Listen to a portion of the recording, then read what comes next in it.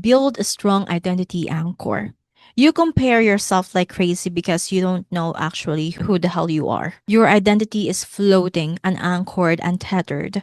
So every person you see pulls you in a new direction. If you don't know who you are, you will compare yourself to literally everyone. Think of it like this. If your identity is a small boat with no anchor, every waves knocks you off course. You see someone pretty, you question yourself. You see someone successful, you question yourself. You see someone confident, you question yourself.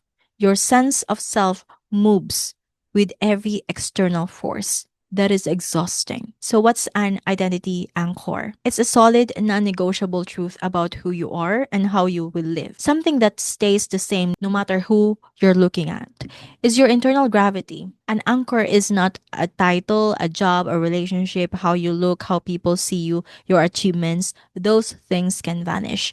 A real identity anchor is built on self chosen traits, standards, or principles that you live by. Something like, I create before I consume. I don't abandon myself. My pace is my power. I show up as the person I respect. I act from intention, not insecurity. These don't depend on circumstances. These don't change when you see someone else winning. These don't get shaken by beauty, status, money, attention, or validation.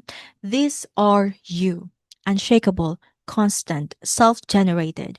Your identity anchor is a grounded truth about who you are, regardless of external outcomes. So, if you have a strong identity, you stop shape shifting based on who you're looking at. Comparison crumbles when you have an anchor. Comparison only stings when the other person threatens your identity. But when your identity is rooted in something internal, not external, nobody's existence threatens you because their traits don't rewrite yours. Their beauty doesn't undo your standards. Their success doesn't cancel your path.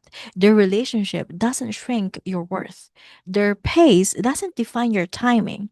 When you know who you are, you stop needing evidence from anywhere else and the brain relaxes. It stops scanning for, am I enough? It stops measuring, it stops competing, it stops obsessing. This is why people with strong inner standards don't spiral. They're not just confident, they are anchored. If you don't define who you are, your brain will use other people as the template. And that's where comparison is born. But when you do have an identity anchor, your brain finally stops looking outward to find itself. Number six, reframe comparison as direction. Most people treat comparison like poison. I shouldn't compare myself. It's bad. It's unhealthy. Relax. Comparison is not a demon. It's your signal. Comparison is literally your brain saying, hey, this right here, this is something you want or something you abandoned. Comparison is a compass. When someone triggers you, it means one of two things. One, they have something you genuinely desire, and two, they reflect a version of you you're not embodying yet. You're not envious for no reason. You are comparing because your inner world is trying to point you somewhere. You're getting directions. Example one, you compare your looks to someone. Your brain isn't saying she's prettier than you. Your brain is saying you don't feel aligned with your appearance. Fix your relationship with your body or your self image. Your direction is heal the wound, not hate the person.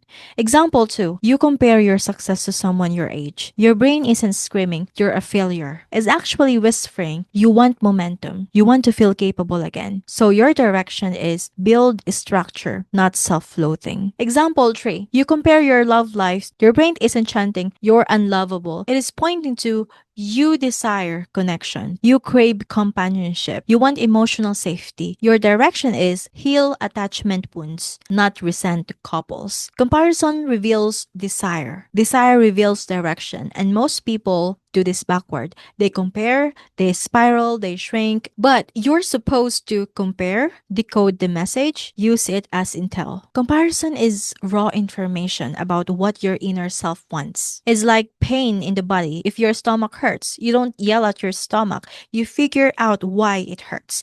Comparison works the same. Pain is signal, signal is guidance, and guidance is growth. The reason comparison hurts is because it hits a place you're not living fully. If you were fully aligned in an area, comparison wouldn't even register. The real magic is once you decode the message, the comparison loses all power. The emotion disappears because now it's information, not an attack. You stop taking it personally and you start taking it directionally. In my philosophy, everything loops back to the self. Comparison is the perfect example. You think you're reacting to them, but you're actually reacting to a part of yourself calling for alignment. Number seven, do more things that make you proud of yourself. It sounds simple, but it's criminally underrated. You can't hate yourself into growth, but you can stack small wins until you become someone you admire. The more you generate internal validation, the less external comparisons matter. Most people wait to feel good before they take action. That's why nothing changes. They say things like, when I'm motivated, I'll start. When I feel confident, I'll try. When I'm ready, I'll do it. Guess what? Readiness never comes. Motivation is inconsistent and confidence is unstable. So they do nothing and then wonder why they feel worthless. Your brain goes, well, we didn't do anything today. So I guess we're still the same. Ouch. Doing things that make you proud is how you override that cycle. Pride is built through small wins, tiny promises kept, simple actions followed, through memories where you didn't abandon yourself. It's not glamorous, it's not giant success. It's micro evidence that you're someone who shows up. Your brain keeps score. Every small act stacks. Your brain shifts from I'm behind to I'm building, from she's better than me to I'm becoming someone I respect, from I'm not enough to I trust myself. Comparison thrives in the absence of self respect. It dies when you accumulate self evidence. Think of your self worth like a bank account. Every time you procrastinate, betray yourself, avoid hard things, break your own promises, say tomorrow for the 294th time, you make a withdrawal. And every time you show up, finish something small, follow through, choose alignment, push through discomfort, you make a deposit. Most people feel empty because their account is at zero or worse, in overdraft. Doing things that make you proud is how you refill it. Your brain can't attack you with comparison when you're actively building yourself because your internal narrative becomes I am someone who moves. I'm someone who tries. I'm someone who grows. I'm someone who shows up. I'm someone who respects myself.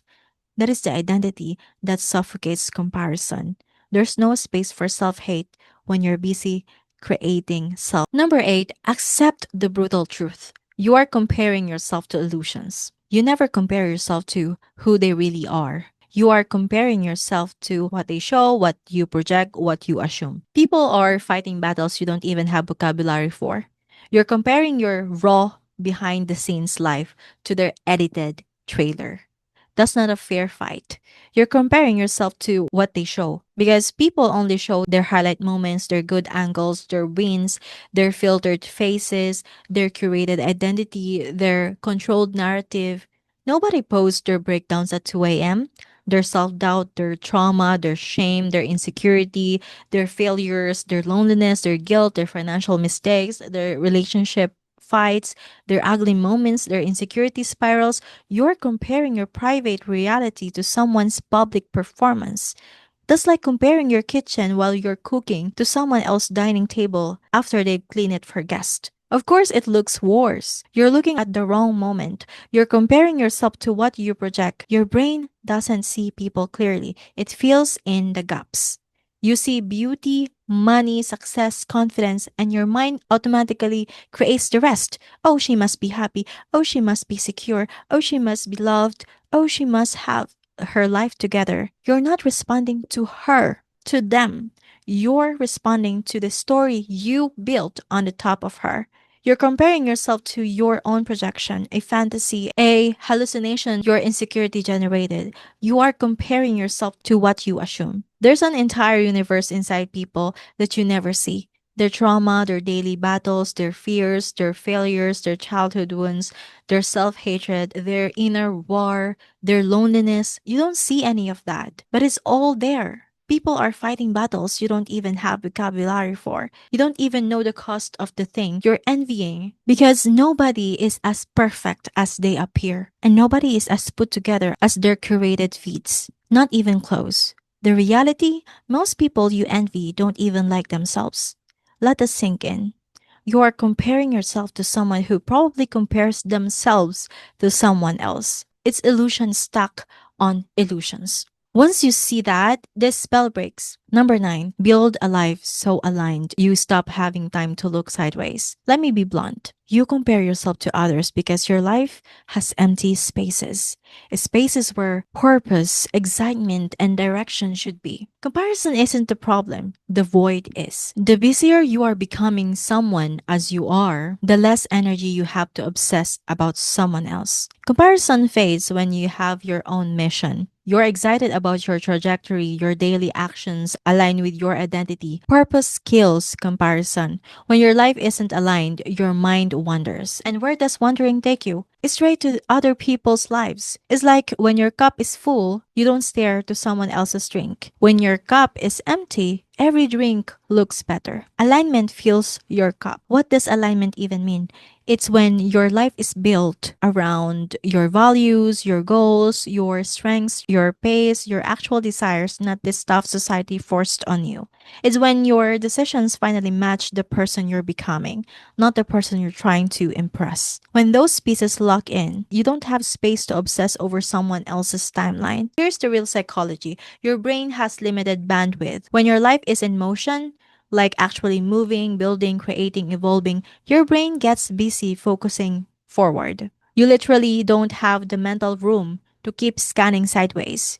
Comparison thrives in idle time, boredom, directionlessness, frustration, feeling stuck, feeling lost, waiting for life to happen. But once you're aligned, your mind shifts from what are they doing to what am I building next? One is insecurity, the other is momentum. So, how do you actually build that aligned life? You can't align your life while drowning in crap you hate. Two, add what energizes you. You feel less insecure when your day gives you tiny wins. Three, set goals that match your identity, not envy. Four, build routines that serve you, not Instagram. Five, surround yourself with people who reflect your future, not your past. Six, create things. Movement kills comparison. Seven, collect evidence that you're becoming someone. Evidence builds identity, and comparison is a symptom. Alignment is the cure. Once you start living a life that feels like yours, comparison stops being a daily battle because your attention naturally shifts to what you are doing, not what anyone else is doing. Your mind stops wondering when you finally give it a home. In the end, comparison fades when your life finally starts to fit you. Not perfectly, not instantly, when you're busy building a reality that feels like home. Other people's lives lose their shine, not because you work on your mindset, but because you finally gave your energy somewhere better to go. I hope this gave you something real to reflect on and see yourself a little clearer today. Once again, I'm Joanna Harris, and thank you so much for watching. See you guys in the next one.